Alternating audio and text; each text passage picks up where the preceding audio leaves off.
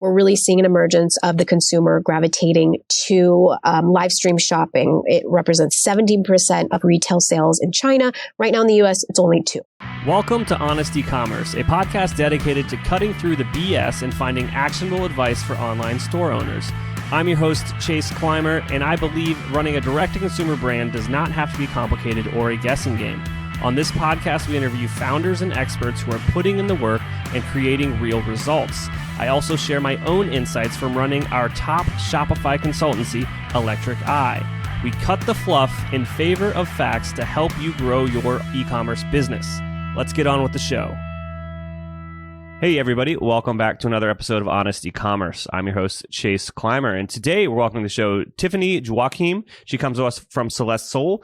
They are an amazing jewelry fashion brand committed to bridging the gap between culture and fashion. Welcome to the show. Thanks so much, Chase, for having me. All right, so quickly, just what are the actual types of products that you guys are selling over there so people can kind of wrap their head around that as we get into it? Absolutely. It's all fashion jewelry. It's all stainless steel base or 925 sterling silver base, 18 karat gold plated. So it's all under $100 and really sharp price points and hypoallergenic and water and wear resistant. We do some apparel that we're kind of dipping our toes into, and we'll see where that goes. But yeah, that's predominantly jewelry.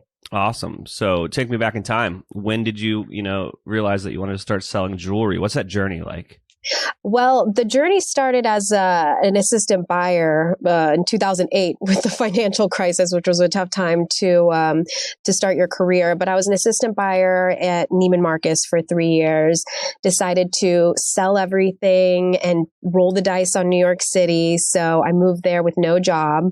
I was able to get a couple job offers, thank God, within a couple weeks of moving. So I was with Macy's for a couple years as a financial analyst. And then after that, I was with Ross Stores as a buyer.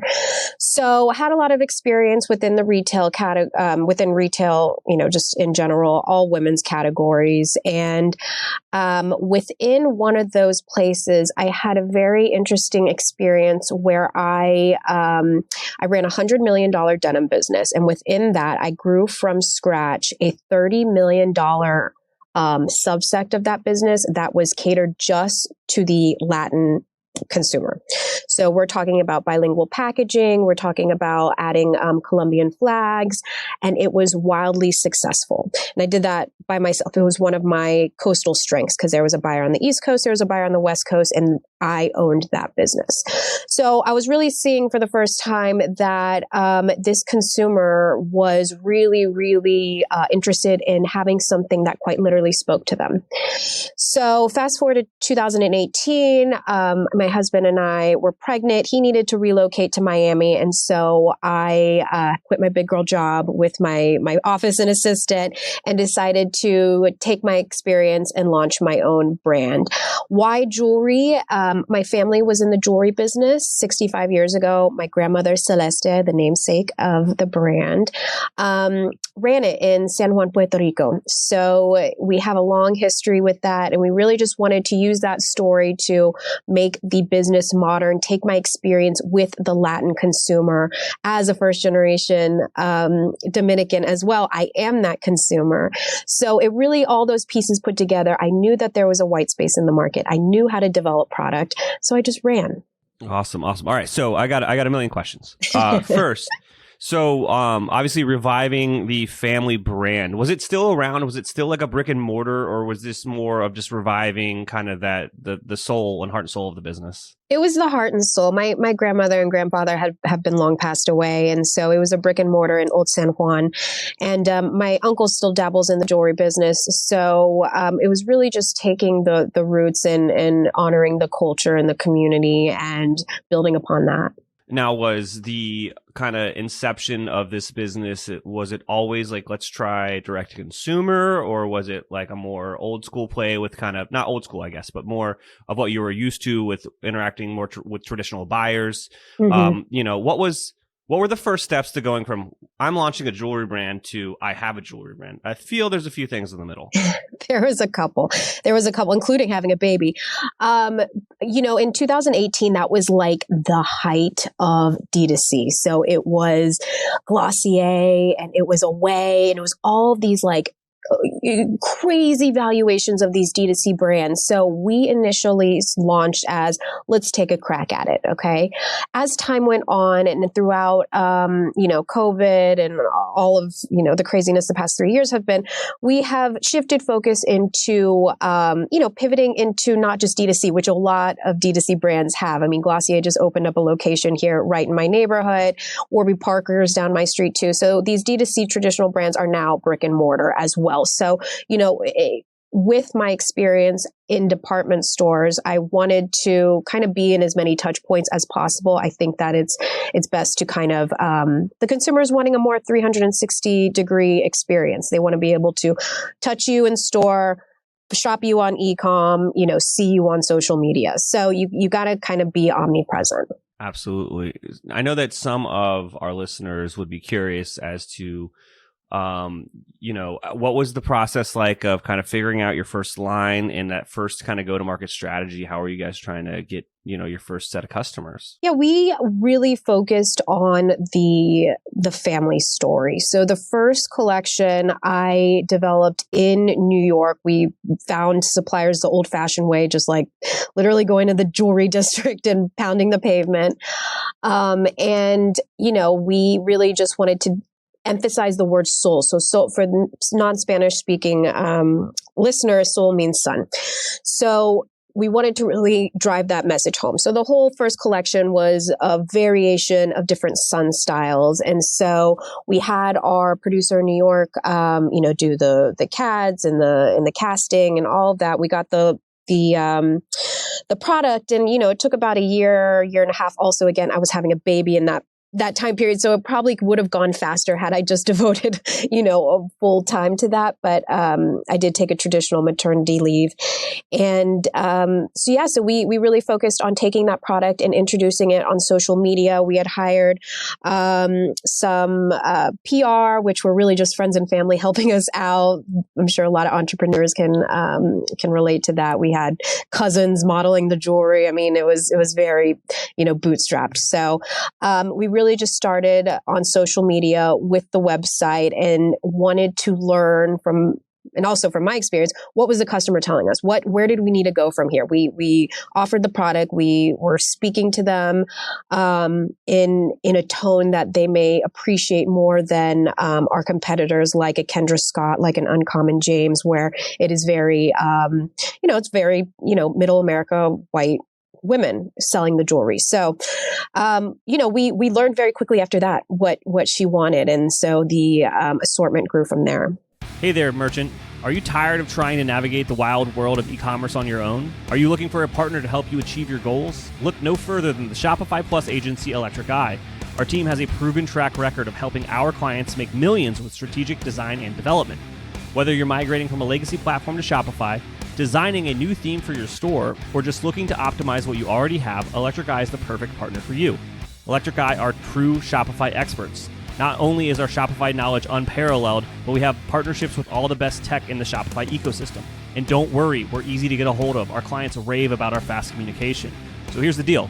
If you're an e-commerce business doing over $1 million a year, you can receive a complimentary Shopify diagnostic from our team of experts. That's free, personalized, strategic recommendations to improve your store and grow your business. To get started, head on over to electriceye.io/connect to schedule an intro call with one of our experts. That's electriceye.io/connect. Hey there, merchants. Are you struggling to get your Merchant Center ads approved but keep running into a price mismatching error? Wondering how your competitors are showing reviews, price, delivery, and product availability directly in search results? What if there was a way to get your ads approved for the first time and get more traffic without fighting for rankings? That's where JSON-LD for SEO comes in. It's an app that helps you get more organic traffic to your Shopify store, qualifying you for over a dozen search enhancements. and provides all the structured data you need for Merchant Center. JSON-LD for SEO automatically adds the structured data needed, and it's updated regularly as the rules change by Google. It's a hands-off SEO app that you don't need to monkey around with to get working. It's the safest, easiest, and most effective way to stand out from your competitors in search results. Contact us to get your free structured data audit for your store. Find JSON-LD for SEO in the Shopify App Store to get started. That's JSONLD for SEO, or go to JSONLD.app, JSONLD.app. Hey everybody, Chase here to talk about an amazing new product that's hitting the market. So, what do brands like Warby Parker, Dr. Squatch, Vital Proteins, and Blendjet all have in common? They're all increasing their abandoned cart revenues by over 10x with retention.com. Retention.com helps direct-to-consumer brands harness the power of identity to transform lost leads into sales and rapidly expand their abandoned revenues. Retention.com is giving Honest E-commerce listeners 20% off their annual commitment. If you're not seeing the results that you want within 60 days, you can opt out at no charge. Head on over to retention.com/honest. That's retention.com/HONEST to book a demo today. Go back to the timeline a little. So you move to Miami and then you launch. What year did you move to Miami as you launched this in 2019? We moved in 2018, and then we moved May 2018. I launched March 2019. Gotcha. So just under a year of product development with also having a child. With a newborn, yeah. Awesome. Alrighty. So you're launching, you're, calling in as many favors as you can. Mm-hmm. How did you really start to get those first group of customers that weren't, people that you physically knew kind of through the grapevine? Like that's always, I think, a struggle of all of our listeners is like, mm-hmm. is finding that kind of sales mm-hmm. strategy that works to really help get you off the ground. Right. And, I always tell everyone, we're not reinventing the wheel with the jewelry. We have nothing is earth-shattering, which is hard to come by in fashion, right? Like in terms of everything is just being recycled off one another. Inspiration is everywhere. So what we really wanted to focus on was community and niche markets. We wanted to super serve our niche. So we really focused with working exclusively with Latina creators, and that really was the magic ticket to finding our customers, because we could have very easily gifted it to every, Susie Q on the internet, and we probably would have grown faster, to be very honest with you. But I have been so mindful and cognizant that I wanted the people that we worked with to not only represent the brand, but be able to speak to the consumers we want to speak to. So that has been really something that has been offered a slow and steady growth, but it has, taken more time because we have wanted to super serve this niche. And I really took a lot of inspiration from Damon John and his FUBU collection. I've read his books. I'm a huge fan. I met him right before lockdown COVID. He was doing a book signing at Books and Books here in Miami. And, he really disrupted the industry by the apparel wasn't groundbreaking. It wasn't necessarily, these were t-shirts, but the fact that it was for us, by us, FUBU, and he super served that niche customer was everything. Absolutely. And I love just your honesty of this is just jewelry, but the way I'm packaging it up and marketing it is the differentiator that is allowing us to make a winning business here. And I've had multiple guests on the podcast, just be like, you can find this same thing on the internet somewhere else. But it's the way that you approach the marketing. It's the way that you are talking about it to your ideal customer. And that's what changes the game. And it's always, I think an entrepreneurial fallacy that you have is you have to think of the next Facebook to make something successful. And it's no, you just got to take something and do it better than someone else, either a new angle or improve upon the product just a little bit. Mm-hmm. It can be it's not that simple, but it's that simple. Right. And, the Latin consumer in Business of Fashion had an article back in 2018 that really just blew my mind open. $1.7 trillion worth of spending power, and they do not feel that they have brands that can quite literally speak to them. So that coupled with, the most recent U.S. Census in 2020, the biggest driver in our population was the Latin Hispanic, population. So, that coupled with my experience developing denim for Latinas, adding just the little Colombian flag, adding the darts in the back pocket that really enhance the butt, putting the bilingual packaging. I'm like, oh, holy shit. Sorry, I don't know if I'm allowed to cuss. You're okay. I'm like, this is, I have the story. I have the product development experience. Like, vamos, let's go. Like, there's this white space. Let's fill it. Absolutely. Yeah. I read your kind of onboarding information. I was like, oh, this is a home run product. Like, I can't wait to listen to this story. All right. So was there a moment to you as you're building this where you're like, oh yeah, we're onto something here? Is there anything that stands out? For sure. I think really it is the authenticity of the community. I think that when people are sharing their Celeste Sol product on Instagram or Facebook or, sending me pictures, and they're speaking in Spanish. They're talking about their first generation story. Like myself, some of these stories are unlike myself. I, as first generation, I think it's very unique upbringing, and your parents have to hustle a little bit harder. They're a little more scrappy.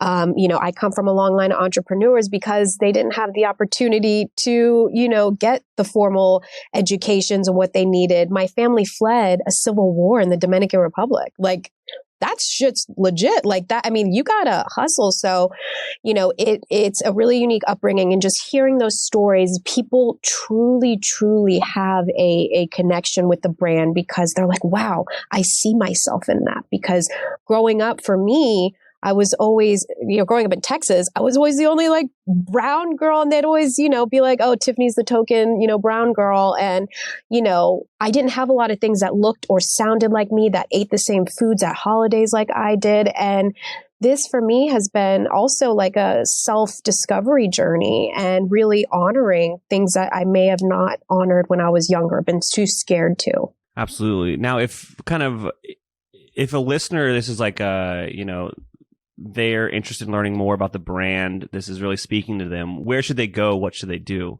Absolutely. We would love to have you at celestesol.com. That's our ecom site. And then follow us at Celeste Sol Jewelry on Instagram. Those are where we're like the loudest and proudest. And if you want to check us out, the website, you can use promo code Honest25 for 25% off your first purchase. Oh, that's fantastic. I'll make sure we get all that stuff put in the show notes. Is there anything I forgot to ask you about today that you want to share with our audience? Oh my gosh. Well, live streaming has been such a huge part of our growth engine. I've spoken so much about D2C, but, to circle back briefly about our earlier conversation was we're really seeing an emergence of the consumer gravitating to live stream shopping. It represents 17% of retail sales in China. Right now in the US, it's only 2%. So a lot of people are trying to get in the game, but we have found that the conversion rate is so phenomenal because that is where you really understand and connect the brand story. So that is where we're getting people messaging me in real time, in Spanish, in Spanglish. We're connecting in real time. I'm getting real time customer reviews. I mean, it's incredible. It's really incredible. So that has been a big focus of our growth as well. Absolutely. Is there a kind of like a favorite solution that you use for live streaming? All of our listeners are nerds and they like the tools. I think right now we're really loving ShopShops app. I think if anybody wants to check that out, it's really user friendly, and it's just got a great array of different hosts like myself. But it's great. It's extremely interactive, and it combines the personalization of brick and mortar with the convenience of e-com. That's fantastic. Tiffany, thank you so much for coming on our show today. Thank you for having me. This was fun. We can't thank our guests enough for coming on the show and sharing their knowledge and journey with us. We've got a lot to think about and potentially add into our own businesses. You can find all the links in the show notes. You can subscribe to the newsletter at honestecommerce.co to get each episode delivered right into your inbox. If you're enjoying this content, consider leaving a review on iTunes. That really helps us out. Lastly, if you're a store owner looking for an amazing partner to help you get your Shopify store to the next level, reach out to Electric Eye at electriceye.io/connect. Until next time.